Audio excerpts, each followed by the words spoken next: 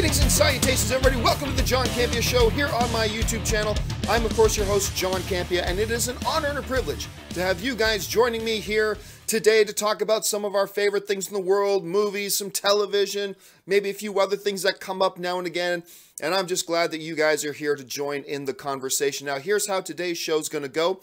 I'm going to start off by going over 4 topics that you guys have emailed into me. Now, how do you send in a topic or question for the John Campea Show? It's simple. You just email me anytime at john@thejohncampeashow.com. That's john@thejohncampeashow.com. And make sure you put in that word topic in the subject line. If you don't put in the word topic, I ain't going to see the email. So that's very, very important. Make sure you put in the word topic in the subject line. And also, make sure you guys keep your emails to 90 words or less. The shorter, the better. If it's any longer than that, I'll never be able to use it on the show because I wouldn't even be able to fit it on the screen even if I wanted to. Now, after that, we're going to take some live questions from you guys. You guys can use the super chat to send it in. I'm not going to use Twitter for the next little while. When I've tried to launch my Twitter thing, if you guys watched the show yesterday, you notice this. It caused my broadcast system to crash when I tried to launch the Twitter application on it. So until I get that figured out, I'm not going to take any Twitters, but you can send in super chats and things like that if you so choose. So, with that out of the way, one more disclaimer. As you guys know, I've been sick the last while. I'm over everything except the cough. The cough is still in there. I'll probably still have it for a couple of weeks. So I apologize for the annoying sucking on Hall's candies and drinking my porg juice to keep myself from coughing and hacking and wheezing. It's less irritating than me coughing constantly throughout the show. So anyway, with that out of the way, let's get started with the first topic today. And the first topic today comes to us from one of my Patreon supporters, PJ. And PJ writes, I love your show and have been a fan since before the Stream.TV studio days. Well, thank you so much, PJ. I still think Sam Rockwell takes the award this year. But if we're talking about Richard Jenkins' contribution to The Shape of Water, isn't it worth bringing Mark Hamill's contribution to The Last Jedi into the conversation? All right, thanks a lot for the question, TJ, or PJ, I should say. Should Mark Hamill's name be mentioned when talking about Best Supporting Actor? Well, there's a couple of issues that brings up. Issue number 1 is he a supporting actor or is he kind of a lead in this? So that's the first question. I've heard different people raise valid arguments on both sides of that. That Mark Hamill was a lead in The Last Jedi. Some people suggesting that he was a supporting actor. I could see it either way. That's fine. As far as the question of should he be involved in the conversation for best, let's say for argument's sake we put him in that category of best supporting actor. Should he be in the conversation for best supporting actor? Well, I mean, if you understand that I thought Mark Hamill, I thought this was his best performance as Luke Skywalker. Whether you like what they did with Luke Skywalker in the movie is completely irrelevant. The performance Mark Hamill gave, bringing that character to life, I think is the best he's ever done. I think he was great in the movie. I really do. But I would not nominate him for Best Supporting Actor. It's not that I don't think he was great, but that's the thing. So many film fans think if somebody does great, that means they should get Oscar consideration. No, they can't just do great. I mean, you can be in the top 20 best performances of that year, and that's great. But you got to be in top 5. And I can think of 7 or 8 or 9. If we're going with Best Supporting Actor, I can think of 7 or 8 or 9 other supporting actor performances this year that I would give a nomination to before I would give one to Mark Hamill. And that is no shade on Mark Hamill. Mark Hamill was great. But there are a number of great performances this year that I wouldn't consider for the top 5 either, because that's just the way it is. It's really, really competitive. And by the way, I don't think Sam Rockwell is a lock by any stretch of the imagination for this award. He's certainly one of the guys to be reckoned with, but I don't think he's a lock either. So no, personally, as much as I like The Last Jedi, and as great as I thought Mark Hamill was in this movie, absolutely, I don't think it was one of the top 5 performances of the year. I can just think of too many other off the top of my head that I would put ahead of it. And that's not, again, that's not casting any shade whatsoever on the job Mark Hamill did. He was incredible in it. But incredible isn't quite good enough. So no, I personally, I wouldn't put Mark Hamill in that conversation. All right, let's move on to the next question. And the next question today comes to us from Justine Montgomery, who writes, I absolutely love Mary Elizabeth Winstead. Well, you and me both. And some friends tweeted to me that she just got hired to be in a new Will Smith movie called Gemini Man. I haven't been able to find much on it. Do you think this would be good for Mary? Well, first of all, who doesn't love Mary Elizabeth? I mean, come on. She is so great. I mean, yeah, she's a world level beauty for sure, but she's an incredibly gifted, talented actress. And I've loved her in just about everything I've seen her in. I even thought, you know, that Thing remake, that not so great Thing remake, I thought she was really good in that. I thought she brought as good of a performance to that movie as you possibly could. And of course, everybody loves her in Scott Pilgrim vs. the World. She's incredible in that, but she's also had a killer year.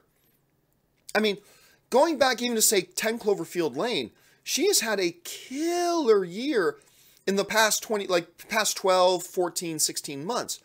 In the last year or so, she's just been on a roll and doing some really critically acclaimed stuff. And I just love this girl. Now, for those of you who don't know what Justine's talking about, Will Smith has got a new project in the works called Gemini Man. And the premise for the movie actually sounds pretty interesting. For those of you who haven't heard anything about it, the basic idea is this. It's set a little bit futuristic.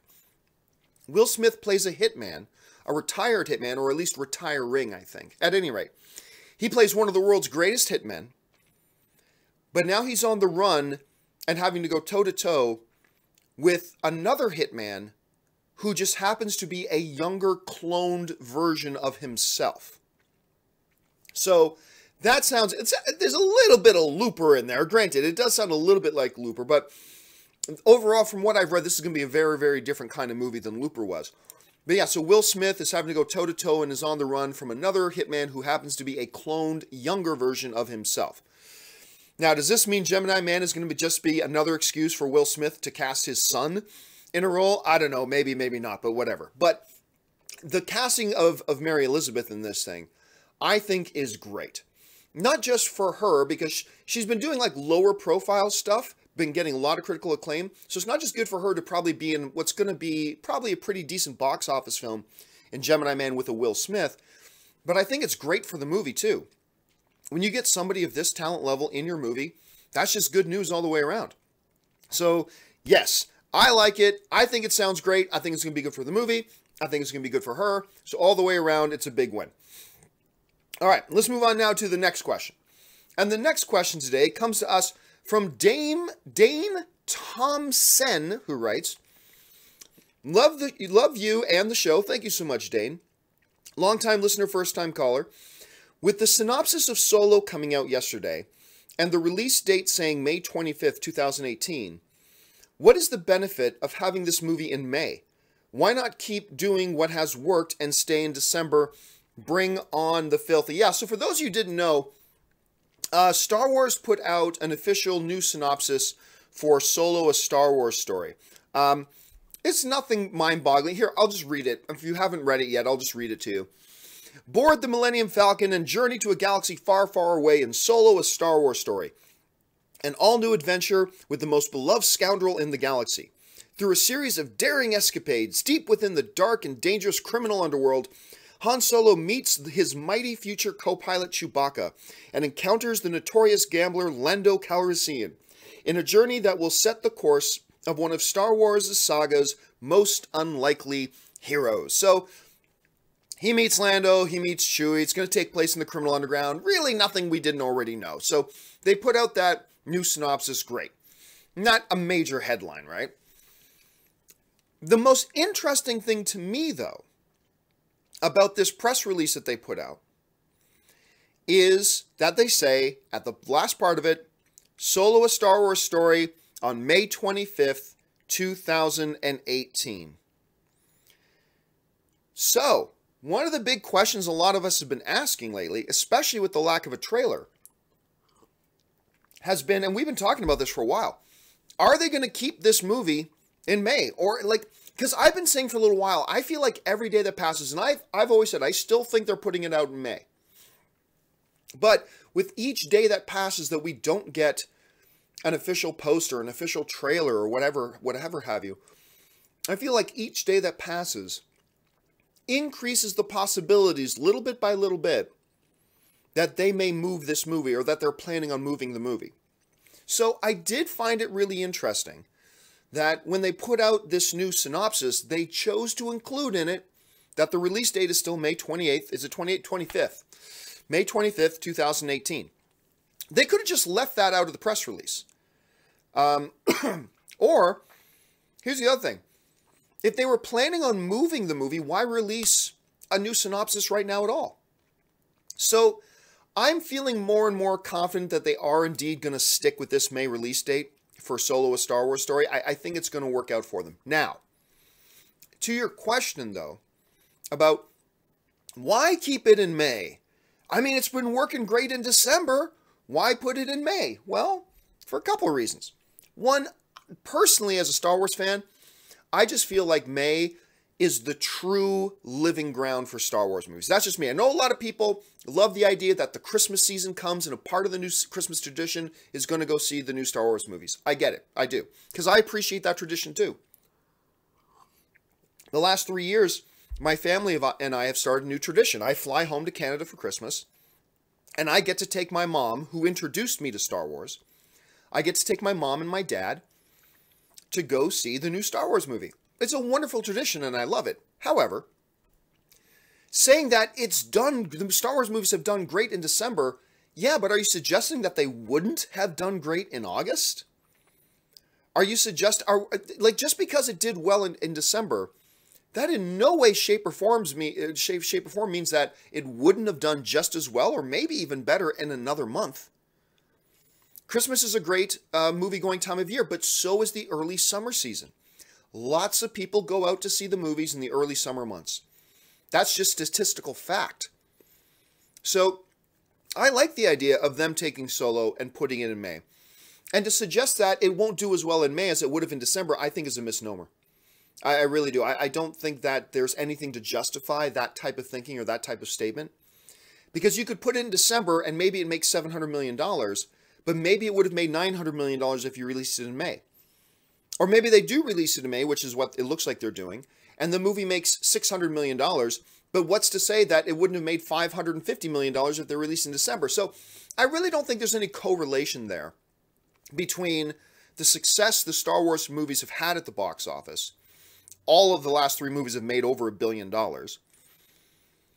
I don't think there's any direct connection between that and the fact that they've released in December. And I think because they've had great success releasing in other months too. So I think they're fine. Releasing it in May, I think, is great. I love the idea of it being May 24th, or being May 4th, and realizing that a new Star Wars movie is only a couple of weeks away. So when May 4th comes around and we were able to say, May the 4th be with you, we're only like 3 weeks away from a new Star Wars movie. And I think that's great. So personally, I'm looking forward to that. All right, let's move on now to the next question.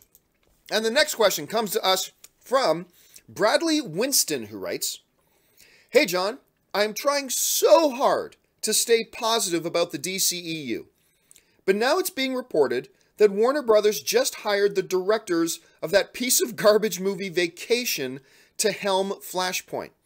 Vacation was one of the worst comedies of all time." I don't know if it was one of the worst comedies of all time. How the hell do they land a job directing a film as important as Flashpoint? Help me, Obi-John-Kenobi.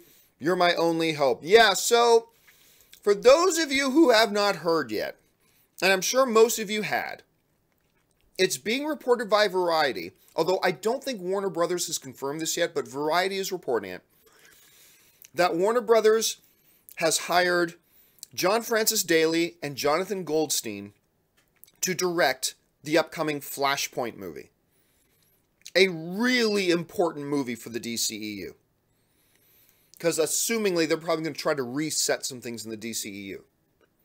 Now, this has some people, sorry, I just forgot your name. This has some people like Bradley concerned. Because these are the guys who directed the only major release film they have directed up until this point has been that I don't think it's one of the worst comedies of all time, but it was a bit of a train wreck. The Ed Helms, Christina Applegate, Chris Hemsworth, and Leslie Mann film Vacation. That was not good. Now, on top of that, they've also written a number of things, including Burt Wonderstone with Steve Carell and Jim Carrey and Steve Buscemi. Now, I am one of the few people in the world, I'm one of the only people alive, I think, who actually kind of liked Burt Wonderstone. I did, but I know most people hated it. They also wrote Cloudy with a Chance of Meatballs 2, and I know they wrote Horrible Bosses 2. I think they were involved in Horrible Bosses 1 as well, and I liked Horrible Bosses, the first one. They didn't direct it, but they wrote it, and I liked that first one. The other really interesting point here is that they also were the screenwriters on Spider-Man Homecoming. Now, that's a double-edged sword for some people. Because there are people like me who think Spider-Man Homecoming was a damn good movie. I think probably either the number 2 or the number 3 best comic book movie of the year, just behind Logan. I thought they did a damn good job writing Spider-Man Homecoming. So, on that level, that's kind of good news. I mean, they're not being hired to write Flashpoint. They're being brought in to direct. And the only major motion picture they've directed so far that has hit theaters is Vacation. Not a big confidence builder. But they did write Spider-Man Homecoming. They've written some crap, but they also wrote Spider-Man Homecoming, and I think that's great. But the double-edged sword part of that is that there are a lot of hardcore DC fans that don't like anything that has anything to do with Marvel, and therefore they did not like Spider-Man Homecoming, and that has made them even more concerned. So not only do you got these guys who directed Vacation directing a Flashpoint movie, they also wrote Spider-Man Homecoming, and they don't like that. And then there's a lot of people who didn't like the fact that they also wrote Burt Wonderstone, that they wrote Horrible Bosses 2, and things like that. And bottom line is, these guys are comedy guys. At least everything they've done so far. Now, they did direct another movie coming out here called Game Night. And the first trailer for Game Night has dropped. It's online. You can find it now. Let me see where I can find it here. Yeah, there it is. Now, Game Night's got a pretty interesting looking cast lined up with it. You got Rachel McAdams, a good Canadian girl. Good Canadian girl, Rachel McAdams. Jesse Plemons, we all like Jesse Plemons. Jason Bateman, we all like Jason Bateman. Kyle Chandler, we all like Kyle Chandler. So it's a pretty interesting looking cast, and it looks like it could be a horrible comedy, but I'm going to tell you right now, I kind of like the Game Night trailer. I thought the Game Night trailer was okay. I know a lot of people didn't like it. A lot of people are crapping on it. It does look like one of those comedies that could be very forgettable and become a real mess real fast. Yeah, it could, maybe. But I'm one of the guys who I actually kind of like the trailer. I admit that. But, look, to your point, Bradley, considering how important the Flashpoint movie is to the DCEU, especially coming off that big stumble with Justice League. I like Justice League, but not many people saw it, not many people liked it. So coming off of Justice League, you need to recover. Now, granted, we've got Aquaman coming out, and there's other things too. We got Shazam and Wonder Woman 2, yeah. But it looks like they're moving forward with Flashpoint. That's an important story in the DC world, is Flashpoint. To get the writers of Burt Wonderstone and the directors of Vacation to be your guys at the helm. Now look, maybe they crush it. Maybe they knock this thing completely out of the park, which would be great. I just admit that hiring guys who the only motion picture they've put out in theaters so far that they've directed is Vacation are the directors for Flashpoint? After almost all the other directors that they went through on this project were really good directors. Like, at the very minimum, they were solid directors with some sort of proven track record. To go from the guys that they've lost to the guys who directed Vacation. And yes, they wrote Spider-Man Homecoming, but directing and writing are two different things. I don't know, man. I don't know. I was just talking the other day about Warner Brothers and how one of the reasons I always believe in Warner Brothers long term is that Warner Brothers is the type of company that when they make mistakes, and every studio makes mistakes, when they make mistakes, they tend to not just go, oh, who cares, we made mistakes. No, they tend to want to try to identify their mistakes, and they tend to try to then take action to correct their mistakes and make things better. And I was just talking about that the other day on the show. This I find to be a questionable decision.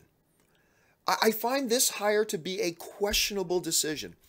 And I will admit, it doesn't make me feel any safer about the future of the DCEU with these guys being hired. But then again, maybe they know something we don't know.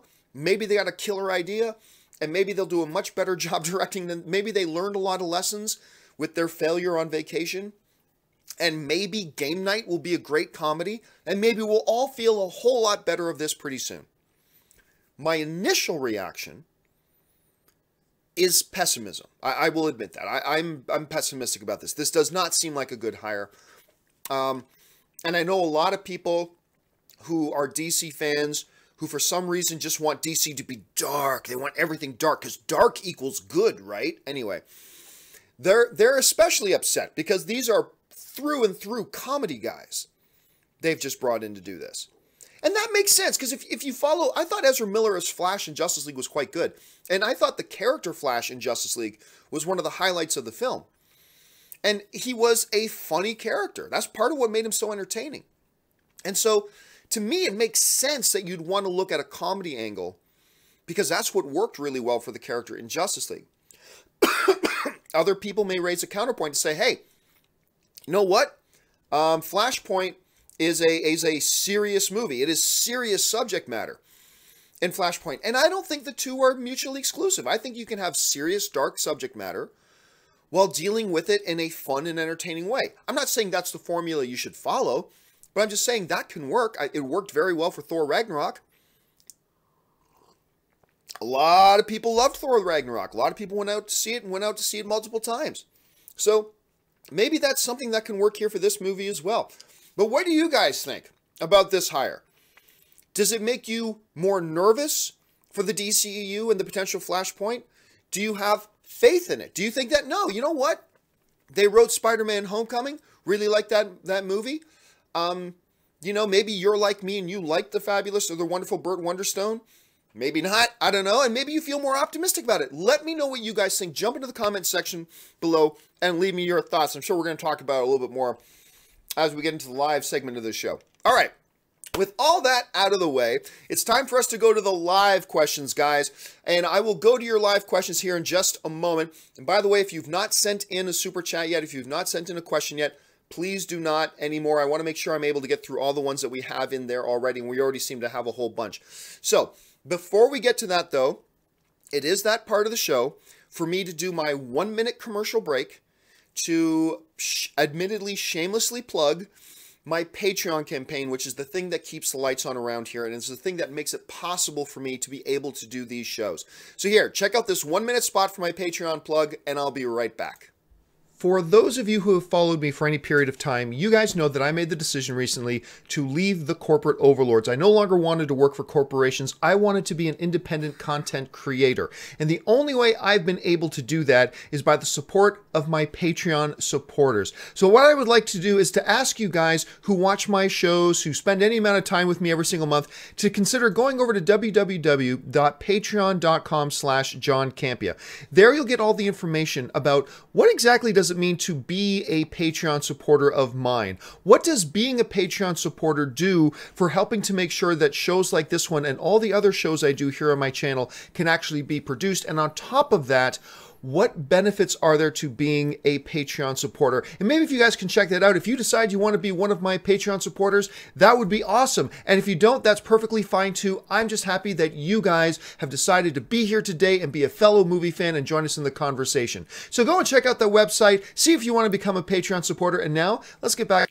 All right, and a special thank you to all of you guys who are already my Patreon supporters. You guys honestly do make this show possible. Thank you so much, and I appreciate you a whole hell of a lot. All right, with that out of the way now, let's head on over to the live questions, and we get things started with the live questions with Ben Rayner, who writes, when a drama comes out after the Oscars, like in April or late March, does that mean the studio didn't have faith to put it out earlier to compete for awards? Well, no, not necessarily. It's just that, look, when you put your movie out, it's all about when do you think it can make its most amount of money. That's what your release date is about.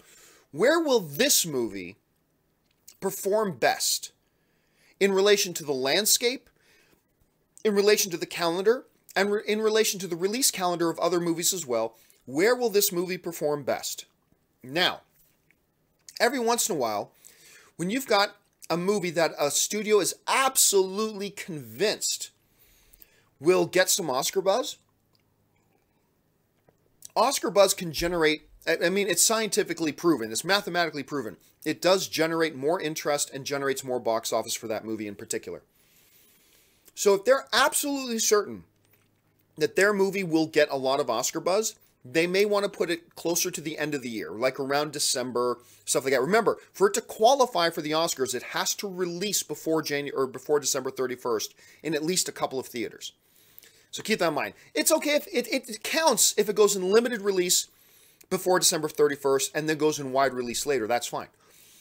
But there's a whole bunch of different things that go into that type of a decision. So just because a movie puts out its movie, let's say a studio puts out a movie in, like, say, I don't know, August or something, right? That doesn't mean they don't think their movie doesn't have Oscar potential. It just means they think it's going to do best in October. That's when they think they'll make their most money, is if they release it in October. That's all it means. So, I mean, and the Academy, contrary to an old fairy tale, the Academy does look at films released throughout the entire year. So how come they only ever pick movies that come out in December? Well, they don't only ever pick. There's lots of movies that get nominated outside of that time frame. It's just that a lot of times the studios that know their films are going to be Oscar contenders, they like to back end them right into that December kind of window, November, December, early January window. That's where they like to put those, but that's not only where the Oscars select them from. So, but still, the bottom line is money is more important to the studios than Oscars. It's just that they think the Oscars can help them make more money. They'll release it later. There's, like I said, there's like 50 different variables that go into it. It's not as simple as saying, well, if a studio thinks their movie has Oscar shots, they'll put it closer to the end of the year. That's just not necessarily the case. All right, thanks a lot for the question. Next one comes to us from Film Hulen, who writes, greetings from Denmark. Well, thank you so much, Film Hulen. Thoughts on Liam Neeson showing interest in returning as Qui-Gon Jinn in a potential upcoming Kenobi movie? Irrelevant. Totally irrelevant. I've said this before, I will say it again. What's an actor supposed to say? No, I'm not interested in being in a major blockbuster film that would pay me a huge amount of money? Is that what they're supposed to say? Of course not. Even if Liam Neeson has no intention of ever being in another Star Wars movie, if he's asked about it or it comes up, of course you say that. You want to stay in good with the Star Wars fans, and you want to stay in good with the filmmakers and all that kind of stuff. It always shocks me when people say, John, did you hear Jamie Foxx said he'd be interested in being in a Battlestar Galactica movie? You mean a guy who acts for a living and gets paychecks from acting says he'd be interested in acting and getting a paycheck? Really? That's news. No, so honestly, unless Qui-Gon Jinn, or Liam Neeson, which some people say I look like Liam Neeson. I don't see it at all, but I've often had people stop me and say, you look like Liam Neeson, and I just don't get it. Ann doesn't get it either, but whatever. I have a very particular set of skills. I don't sound like him either. So, if Liam Neeson, say, was on Jimmy Kimmel and started jumping up and down on the couch going, please, Lucasfilm, let me back in Star Wars. Okay, that's something different. But that's not what's happening here. So, no. To me, it is never a story when an actor say they would be interested in being in a movie. To me, that's never a story, because of course they do. That's what they do for a living. That's how they earn their millions of dollars. So to me, it's a non-story, personally. All right, thanks a lot for bringing that up. All right. I Do Monologues. What a great name. I love that.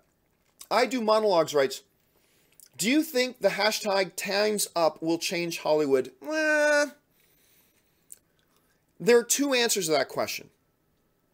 Will it change Hollywood on the outside looking in? No. It's not going to change a lot. Hollywood is still going to, from the outside, is still going to function. It's still going to have actors and actresses and all that kind of stuff, blah, blah, blah. What it will change, and what it's already changing, is how Hollywood functions behind the scenes. That is changing. The old, the old stereotype of the casting couch, those days are over. Or at least they're rapidly coming to an end. The days where one person can victimize another person because they know that person needs it, I think those days are over, or at least they're coming to an end. So on the surface, I don't think there's a lot of cosmetic changes that's going to happen to Hollywood. What I think is changing already is how Hollywood, in some small cases, functions behind the scenes. And that's a good thing. That's a positive thing. So on the surface, no, but behind the scenes, yes, absolutely. That's what I think anyway. Siobhan Dixon writes, John, Deadpool 2, well, this was brought up yesterday. Deadpool 2 and Solo open just 1 week apart. May is packed. Week 1, Avengers. Week 3, Deadpool. Week 4, Solo. They are all Target, similar Target demo. Yes, but as I bring up all the time, 1 week apart is not all that wise. I don't get one. I think 2 weeks separated is perfectly fine. I do. I think there's a big difference between being separated by just 1 week and being separated by 2. But that being said, May is a monster month for people going to the movies. The reason these movies want to be in May is because more people go to the movies in May than any other month. So yes, there's more competition, but there's also more money to be made in that month. So it's like saying this. You can either go to the fishing hole that has 10 fish in it and only one other fisherman. Okay, you can go to the fishing hole that's got 10 fish in it and there's only one other fisherman, so just one other guy for competition. Okay. Or you could go to the fishing hole that's got 10 other fishermen, but it's got 1,000 fish in it. Yes, there's more competition, but there's also a lot more fish to be caught. And that's kind of the approach that's why a lot of these studios will look at putting some of their bigger films in May, because it is a big, big month. A lot of people go to the movies in May. And a lot of people are going to go see Deadpool 2 and Solo and Avengers.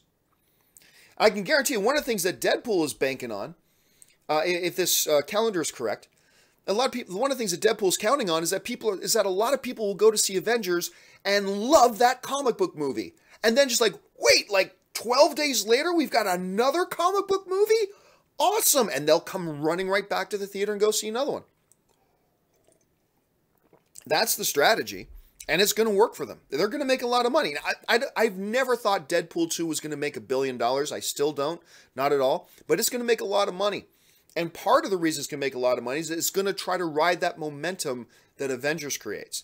So I think there's a lot of money to be made in May. I think everybody's going to do fine. I do think it's questionable that they put Deadpool and Solo just 1 week apart. That seems like an odd choice to me. But again, I think that's probably going to be offset a little bit by the sheer amount of money there is to be made in May. All right, let's move on to the next one here. Antonio de Grandis writes, not a fan of the vacation directors. This has me feeling uneasy for Flashpoint. Can't get on board with this unless it leads to a total reboot. Well, look, one of the things that I always try to say, and somebody brought this up on one of the shows the other day, I get feeling uneasy about it. I feel uneasy about it. But, and I'm not saying ignore the fact that you feel uneasy about it. For sure, you have your reasons for feeling uneasy. I think you're justified in feeling uneasy. I think this is a questionable decision. And that's fine. We can feel that way. All I'm going to encourage you and everybody else is this.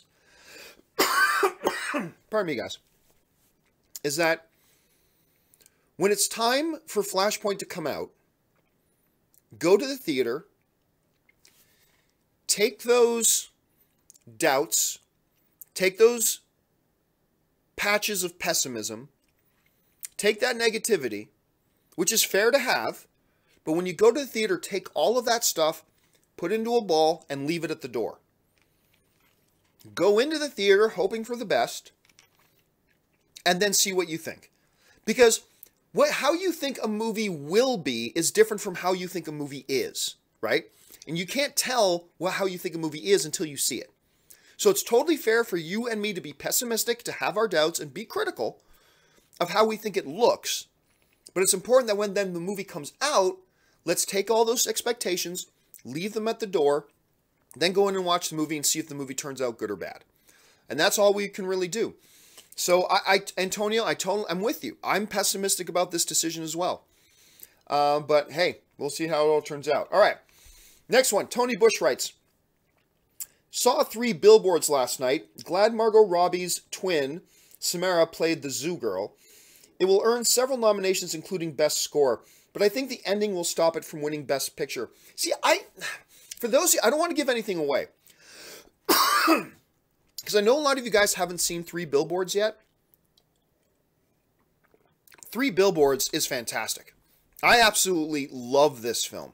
And the more I think about it, the more I love it. And it's got incredible performances. It's an incredible story. It looks at a real piece of human condition. It's marvelous. But I will say this. I did not love the very end. The very end of the film, at first, I kind of thought was a bit of a cop-out. The more I think about it, the more I like it. And it's, again, I know a lot of you haven't seen it yet, so I don't want to give away any spoilers. The more I think about the ending, the less the ending bothers me. But I had the same experience as you did, Tony. My first time seeing it, I walked out going, I don't know if I like that ending. The more I think about it, the less it bothers me. But I honestly don't think that last moment, that last 2 minutes of the film, I don't think the last 2 minutes of the film is going to decide whether it wins or doesn't win Best Picture. I don't think it's going to win Best Picture. I think it'll get nominated, and I think it deserves the nomination. But we'll see how that all turns out. All right. Tony Bush then writes in again, I think the Oscars should consider a Best Directorial Debut Award and Best Young Performer for ages 10 and under. Even if you named it something else, I disagree. I've had other people, Tony, mention that before, and here's why it doesn't work for me. Because to me, they just seem like participation awards. Oh, hey, you weren't good enough to win the real award, but hey, don't worry about it. I'll just say that this thermos is an award. You weren't good enough to actually win the real award, so we made an award just for you. It's a little participation award. Don't you feel special? Aren't you a good little boy? No. That's what makes, to me, the near impossibility of winning an Oscar is what makes the Oscar so special to me. If you want to win the Oscar, be the best that you in your area that year. And if not, then don't start creating little extra sub-participation awards. Otherwise, Best Actor is Best Actor. And we've seen the Academy nominate children like 12 years old or younger. We've seen that happen. If you're the best, if you want to be recognized as the best, be recognized as one of the best. That's why I don't like the Best Animated Feature Award. I don't like it. I have never liked the fact that they created a Best Animated Film Award. The only reason they created a Best Animated Film Award was because animated films were getting better and better and better and better. And we had a streak of like 7 out of 9 years that an animated film, usually a Pixar film, was like the #1 critically rated film of the year, but they were not getting nominated for Best Picture of the year. And to alleviate the pressure, they said, you know what, let's create a participation award. Let's create another category for Best Animated Feature so we don't have to worry about nominating them for Best Picture. I've never liked it. I mean, it's a part of the Oscars now. It's not going away anytime soon, so that's fine. I've learned to accept it. But I've never even liked that category. So no. As a fan, and you're not alone, Tony, there are other people who think the way you do as well. But from my perspective, I do not like the idea of creating participation awards. Good boy, don't you feel special now? You get an Oscar too. No. None of this first-time director Academy Award. What if there's only like 6 that year? So you're saying that the guys who are competing for Best Director, who have to compete against 400 other guys, men and women in that category that year, they're all fighting for the same Academy Award, but you only have to be in a category that only has like 12 people you're competing against? That's, to me, no. No. If you're the best, be the best. If you're not the best, then don't give them a participation award. Not at the Academy Awards. Anyway, that's just the way I feel about it. I'm sure there's some arguments to be made against it. Totally cool. That's just my personal perspective on that. All right. Orange Hand writes, what books / comics / stories do you consider long overdue for an adaptation to the big or small screen? None really come to mind. The only one that I can think of that comes up frequently for me is one that's already been done. It was made into a miniseries, but I think it's time for a major motion picture event for it, and that's the novel by James Clavell called Shogun. And if you guys have been watching me for any period of time, you've probably heard me mention that novel before. They made a miniseries of it in the early 80s, I believe. And it was quite good. But the story is so great, and it's so epic and sweeping that I just think it would make a great motion picture. Maybe a two-parter motion picture or something like that. I think it would be great. Or a Netflix one season. You know how Netflix does that? They have some shows that they're only meant to be one season long. Maybe one of those. I would like to see a 2-movie deal, though. Shogun is the thing that comes to mind for me. Sam Fisher writes, assuming the Soul Stone is in Wakanda, do you think it will play a role, and how big of a role in Black Panther? Personally, I just want it teased at the end credit scene. I'll be honest with you, I don't want anything that has anything to do with Infinity Stones in Black Panther. Now, maybe they are in Black Panther, and maybe they're great, and I'll feel better about it after I see the movie, I'm sure. But honestly, I just want to see a Black Panther movie. The trailers look fantastic. The villains you've set up look great. Having Michael B. Jordan as Killmonger, come on. You don't need Infinity Stones in this thing. Not every single movie has to be about an Infinity Stone teased. So, personally, the way I'm approaching it, I'm hoping they're not a presence in it at all. Siobhan Dixit writes, love your Odin collectible. Oh, my Odin collectible right over there it's one of my favorite pieces. I love my Odin. Let's see. I know it's early to say, but after the performance of The Last Jedi, what will be the highest grosser of 2019? Avengers 4 or Episode 9? Good question. See, before, just to be honest, before I would have said easily it's going to be Episode 9. I'm not so sure about that anymore. I'm not so sure. Now, I still don't think Avengers Infinity War is going to break 2 billion. I know everybody else thinks it will, and I hope you're right. I hope it's great, and I hope it goes and makes huge amounts of money. I still have my doubts that it makes 2 billion. And if it doesn't, then Episode 9 is still kind of in play, maybe. But remember, I said for 2 years that The Last Jedi, or Star Wars Episode 8, as it was known for a long time, I said for a long time, it's not going to make $2 billion. I said there were just too many special circumstances surrounding the Force Awakens for that to make the amount of money it did, and that's great. But The Last Jedi, Star Wars Episode 8, I've been saying this for years, is not going to cross $2 billion. I've been saying it forever. And it looks like it's probably going to finish up its run around the $1.3, $1.4 billion. I mean, as of right now, Star Wars The Last Jedi it finishes the #1 domestic film of the year. It finishes as the #1 worldwide film of the year of 2017. It is the #2 all-time grossing Star Wars film of all time. It is the #10 all-time worldwide box office film of all time. It did great. But there are a lot of people out there who really thought it was going to hit $2 billion. And I kept telling everybody, it's not going to hit $2 billion. People look at me like I'm crazy.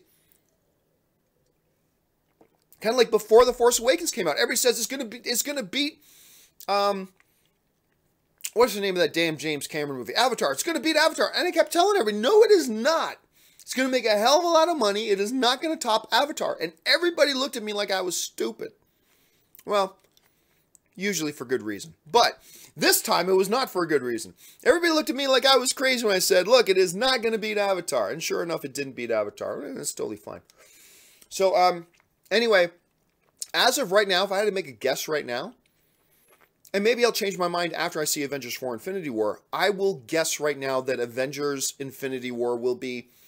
we're talking about Avengers 4. Sorry.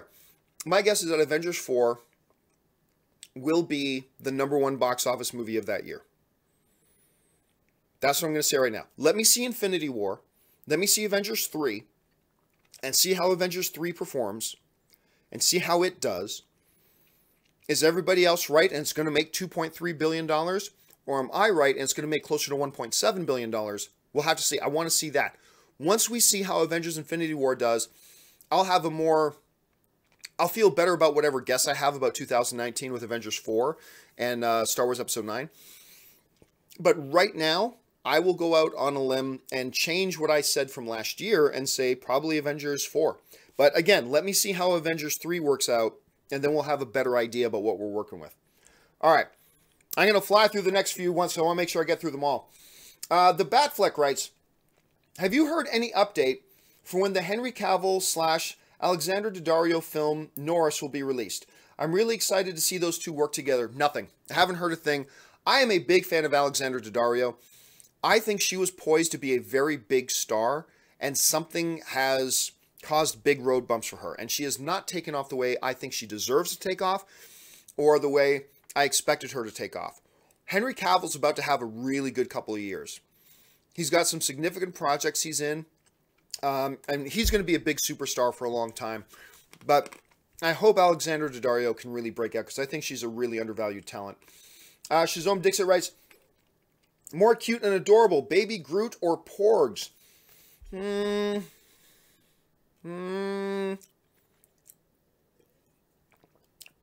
Physically, Porgs.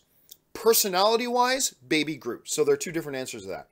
I can't think of a good username, writes, thoughts on The Last Jedi edit without women? I mentioned, that came up the other day. No thoughts on it whatsoever. I don't know what the motivation behind it was. I don't know if the motivation was, screw women, they shouldn't have a place in anything. Or if their motivation was, hey, just as a joke, let's do this. Since everybody's whining and complaining about women in the movie, let's use this thing as a joke. I don't know what the motivation was. I haven't seen it. I really don't care. To me, it's a non-story. Some dude just decided to do something. I don't know why that means we got to talk about it. Max Obat writes, favorite 007 actor and movie? Well, my favorite 007 actor is Daniel Craig. To me, Daniel Craig best embodies the two different iconic James Bond personas, which is Sean Connery and Roger Moore. The badassery of Sean Connery, the suaveness of Roger Moore. And to me... like, for instance, Pierce Brosnan. I like Pierce Brosnan's Bond very much, but Pierce Brosnan was definitely more the Roger Moore type of a Bond, which is great. Daniel Craig, to me, really embodies the duality of the badassery of the Sean Connery Bond with the suaveness of the Roger Moore Bond, and that's why he's my favorite Bond. As far as my overall favorite James Bond movie, I don't know. I know a lot of people don't even like it that much. I'm a big fan of Octopussy, and it's not because of the name of the movie, but I'm a big fan of Octopussy, so that one might be up there. In Poor Taste Humor writes, what if Rey and Poe saying hi is an inside joke? Well, because I talked about this a lot yesterday, about that stupid scene at the end of The Last Jedi that completely contradicted the novelization of Star Wars The Force Awakens, where at the end of The Last Jedi, Poe, hello, I'm Poe, hello, I'm Rey, and they shake hands and meet. Stupid scene. If it was an inside joke, then that was really dumb on their part. You don't need to take an inside joke and put it on the screen and make it jarring for the audience and make it feel totally pointless and contradict existing canon with the novelization of the previous movie. Because in the novelization of The Force Awakens, Poe and Rey already met. They met in the last movie. So that whole scene was just stupid. Just stupid. And if it was an inside joke, that's even more stupid that they did it. From my point of view, at any rate. PC, or P Cheek writes, do you think R2 and C-3PO will appear in Solo, not as characters, but as background Easter eggs, like how they appeared in hieroglyphics in Indiana Jones? Oh, that's possible. The only thing, I mentioned this before, I love R2 and 3PO. I just don't want to see them in Solo.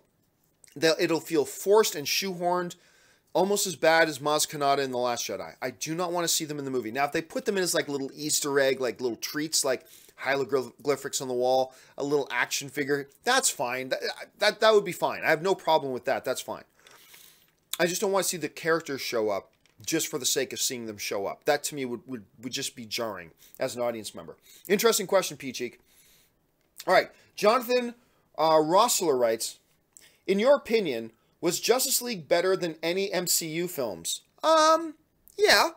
I think Justice League was better than, clearly better than Iron Man 2. I think it was better than Iron Man 3. I think it was better than Thor 2. Any others that I would consider it better than? I'd put it on the same level as Captain America: The First Avenger. And I like Captain America: The First Avenger. I like it quite a bit. I put it on the same level as that. So I wouldn't say Justice League is better than a lot of MCU films, but I will say it is better than a couple of them for sure. And I think it's on the same level as a couple of the others as well. The Batfleck writes, as a film fan, does it bother you when you see superhero films cast an actress like Gal Gadot without that much talent, while an actress like the talent level of Alexandra Daddario continues to get left on the sidelines? Yeah, that does bother me.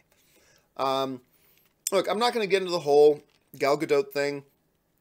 She's not a very talented actress. I'm sorry, we've seen enough movies with her in it where she is wooden and stiff and is just not that good. I think in the hands of Patty Jenkins made her serviceable in Wonder Woman.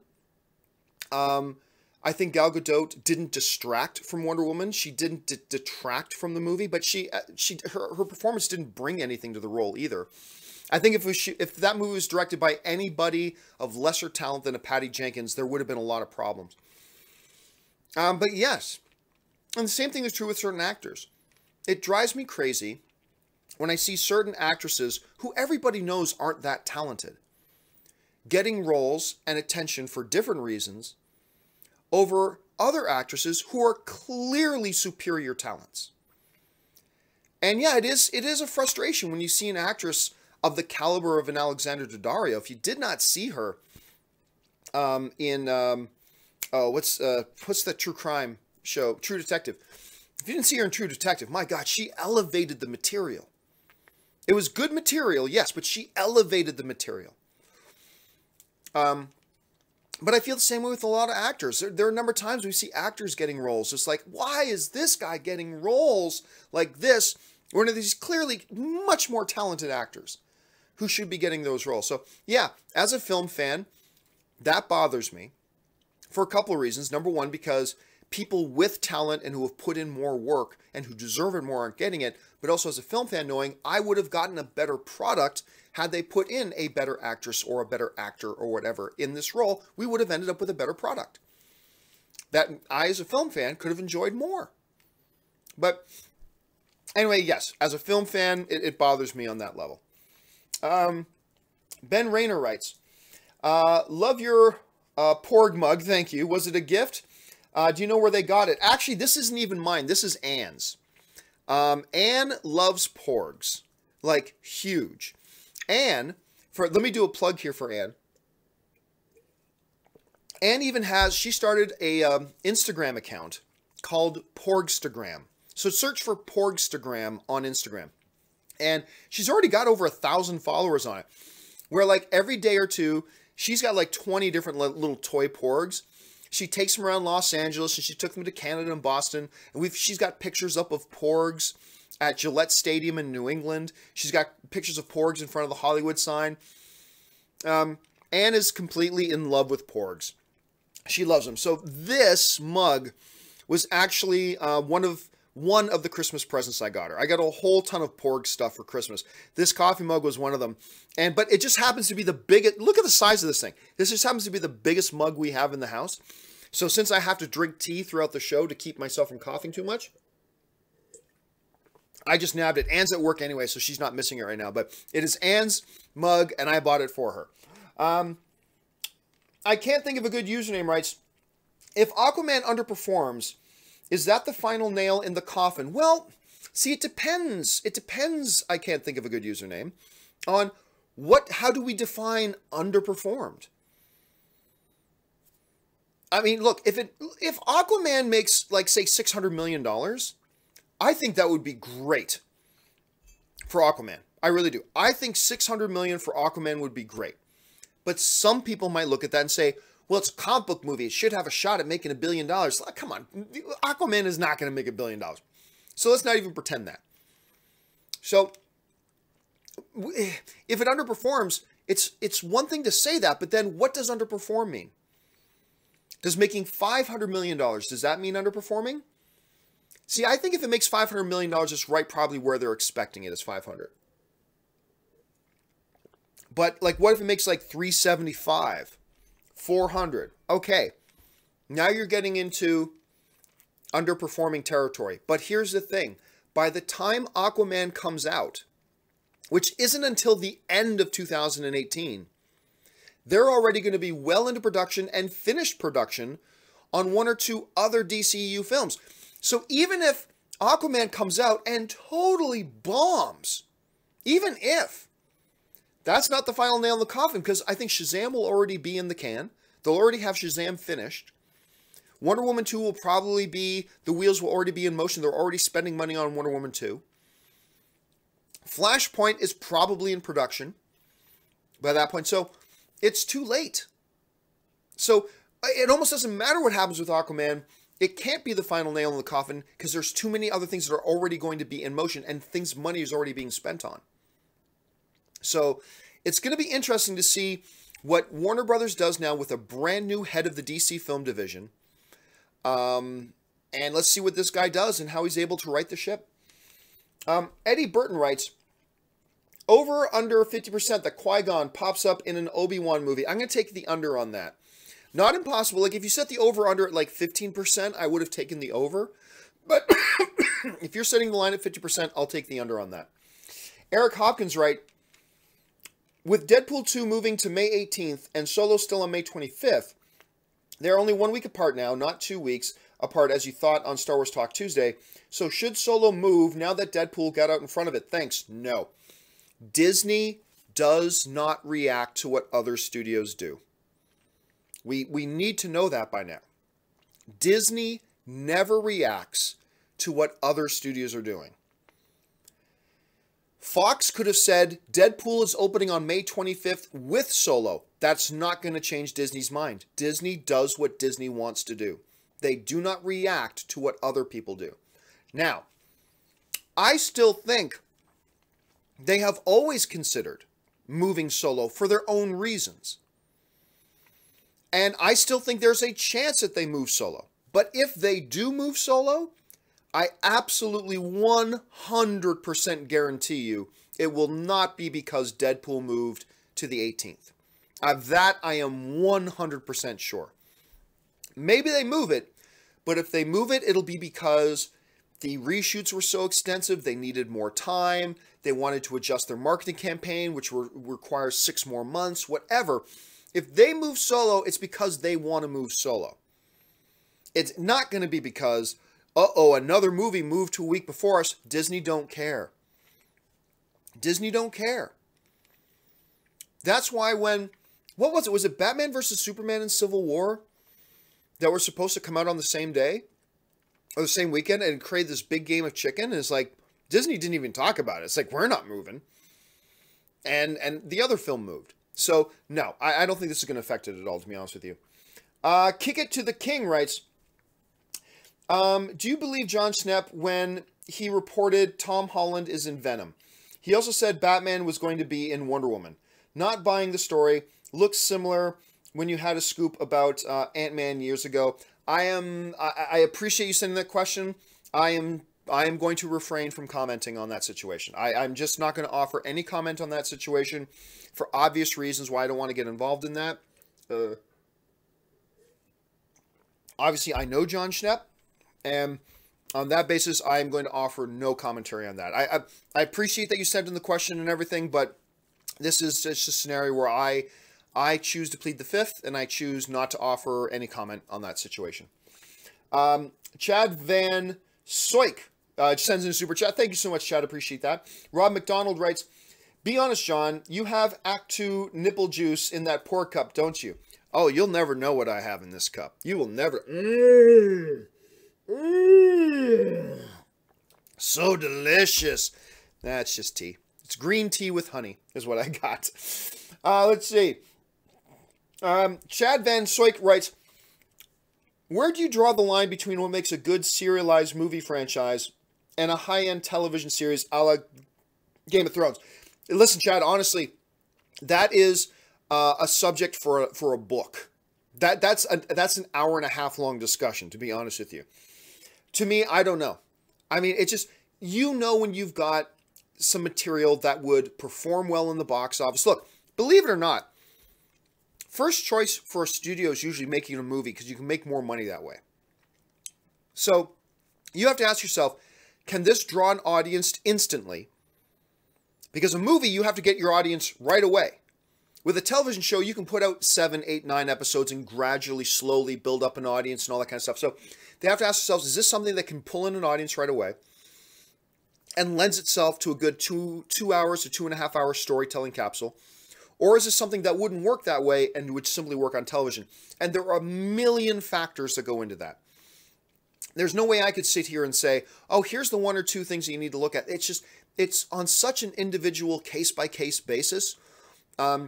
But I can tell you this, as somebody who's spoken to the heads of several studios, the first thing they like to look at is this something that even could be a movie? That's you, because all other things being equal, they would like to make film franchises if they can. But a lot of these stories are clearly just better suited for television and maybe would not perform that well as a movie and made that way, therefore it goes there. But one of the things, and I've been told this by several studio people, is that the first thing they look at is movies and then they move on from there. All right. Let's see. I'm going to butcher your name, man. Kailash Limbu writes, Mark Hamill confirmed the news. Ones are like relay race because of no overall vision or trilogy. Your thoughts? Well, that's true and not. Mark Hamill's also been a little bit taken out of context. There's this thought going around that they made Star Wars The Force Awakens with no idea what they were going to do in Star Wars Episode 8. I can tell you with firsthand knowledge, that is not true. That is not true. But Ryan Johnson said they gave him a blank page. He could do whatever he want. For the most part, that's true. For the most part, that's true. But I can simply tell you with firsthand knowledge that when they made The Force Awakens, they had some signpost events that they already knew where they were going to have hit in Episode 8 and in Episode 9.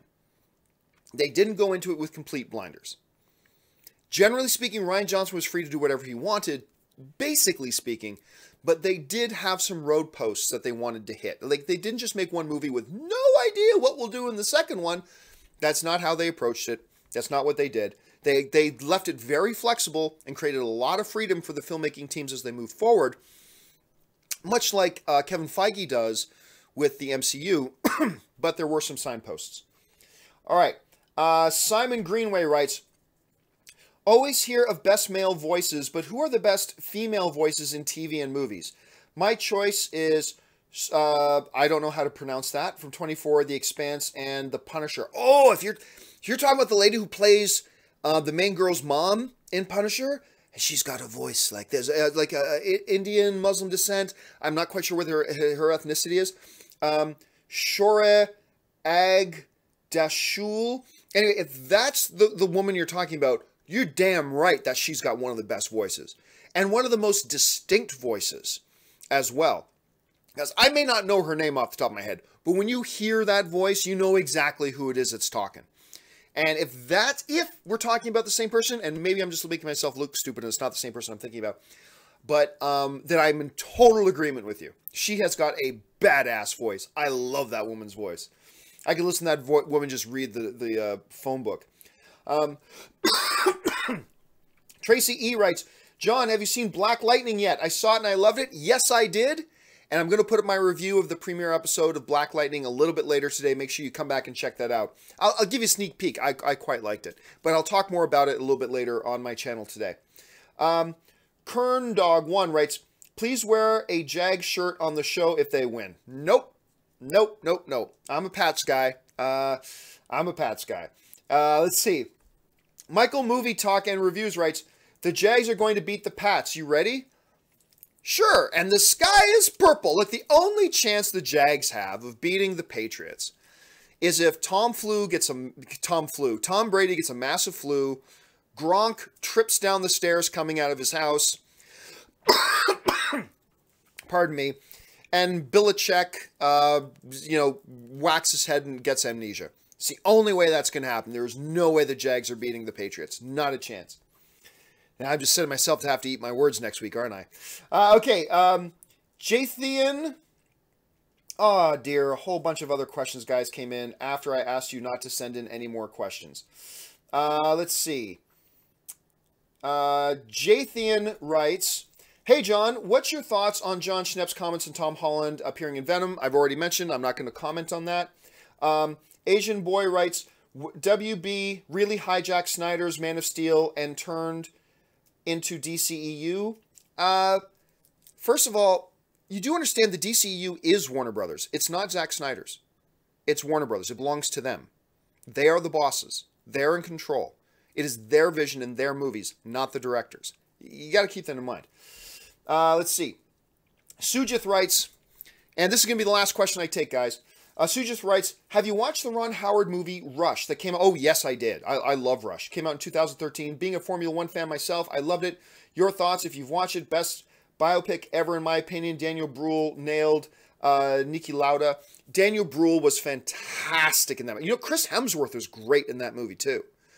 I thought Hemsworth and Bruhl were both just fantastic. But yeah, Daniel Bruhl, he really stood out. Fabulous movie. I really like that film. Don't get me wrong. It's not like I thought it should have won Best Picture or anything like that. But I really, really enjoyed that film. I thought it was quite good. And I liked it on a lot of different levels. All right, guys. That's going to do it for me for today. For all of you who have sent in Super Chat questions that I'm not getting around to, I will make a separate companion video to this video. And I will put that up in the next maybe 2 or 3 hours. It'll be up on my site, and you'll be able to see it there with me answering those questions. Thanks a lot for joining me here today, guys. Listen, don't forget, if you're not a subscriber to my YouTube channel, click on that subscribe button, become a subscriber to my channel, leave a comment on any or all the topics we discuss here today. Make sure you click the thumbs up button and follow me on social media simply at John Campea. That'll do it for me for today, guys. Thanks so much for joining me. My name's John Campea, and until the next video, bye-bye.